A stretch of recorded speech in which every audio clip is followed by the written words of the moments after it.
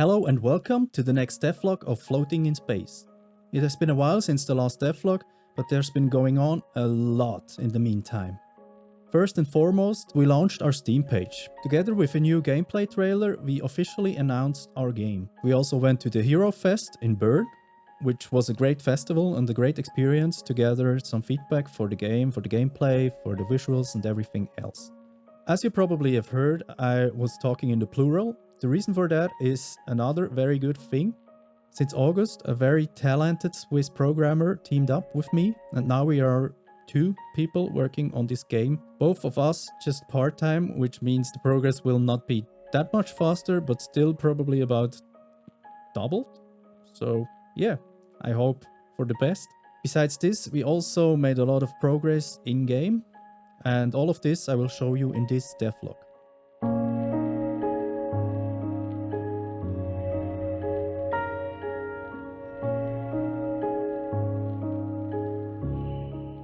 First of all, it was Steam o'clock. We created our Steam page and with it we launched our official announcement trailer. Probably you have already seen it, otherwise you should watch it right now. Or maybe after you have finished watching this one. For those who are only waiting for the numbers, here they are. Besides the announcement trailer and 1 or 2 Reddit posts, we did no marketing, and therefore we couldn't expect a lot of wishlists. So now we are sitting only at about 14,000 wishlists. Nah, just kidding. No one ever had this many wishlists.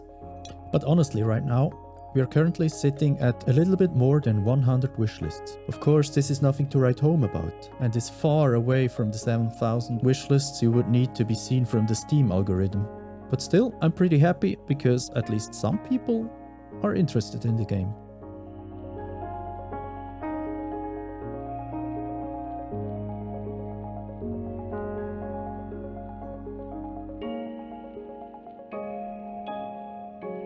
We are always looking for quality feedback, and where else to go than to our potential customers?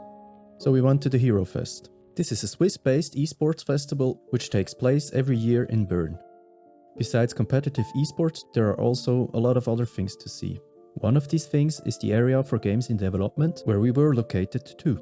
Main goal, gathering feedback. Second goal, get a few wishlists too. We made a feedback form and printed the roll-up display, as well as some business cards with QR codes to the Steam page and the Discord channel. It was great to see people having fun with the game and giving us serious and valuable feedback. The most important feedback was about the UI. It was not as easy to understand as we thought it would be. Therefore, we have to dig deeper to make the UI more intuitive. But we have to redo that anyway because we want the player to be able to play with a controller too.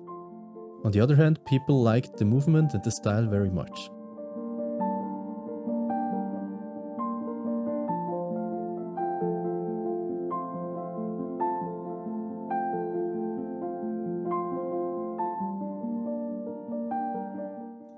Now let's have a look what happened in the game.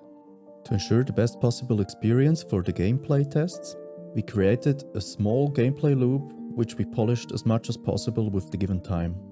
This included a short tutorial so that the player knows how to play. Afterwards, the player can explore the world freely.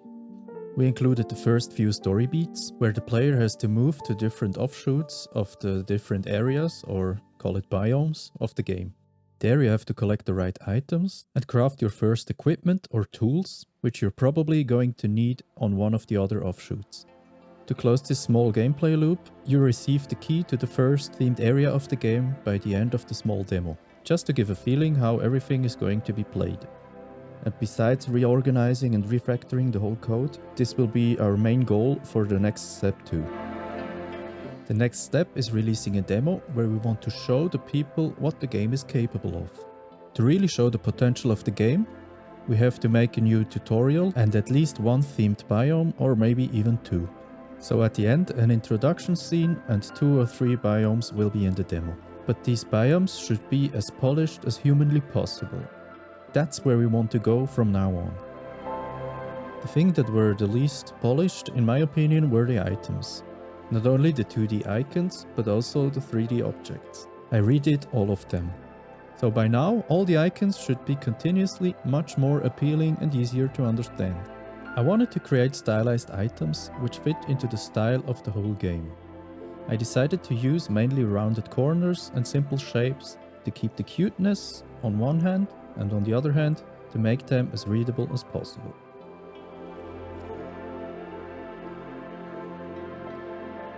And the 3D objects are no longer just placeholders. Anyone can even see which resource they contain, through which no hovering over them is necessary anymore.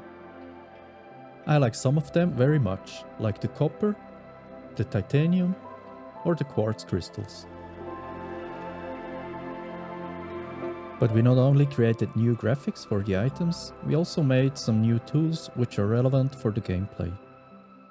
One of them is the flamethrower, with which you can burn the toxic pollen in the center of the green offshoot.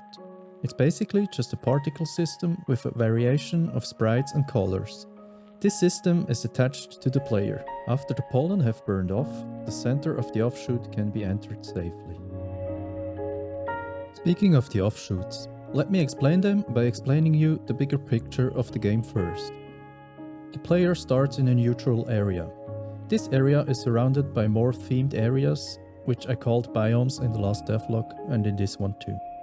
These are a heat area, a green area, and an icy area, which are surrounding the neutral area in the middle. There are even more of them in the late game, but I'm still far from developing those, so I'll spare you from them right now. Those surrounding areas are locked for the player. To unlock those, you have to solve some problems in the neutral area first, in which those offshoots are playing a central role. The green offshoot, for example, contains the key to unlock the green biome. Right now, I'm working on the introduction scene. I don't want to spoil too much, but the player will have to learn the controls by escaping a dangerous place. This way, we can include the learning process into an interesting setting, instead of having just some boring instructions. But more on that in the next devlog. Make sure to leave a like, a comment and a subscription, and see you next time. Bye bye.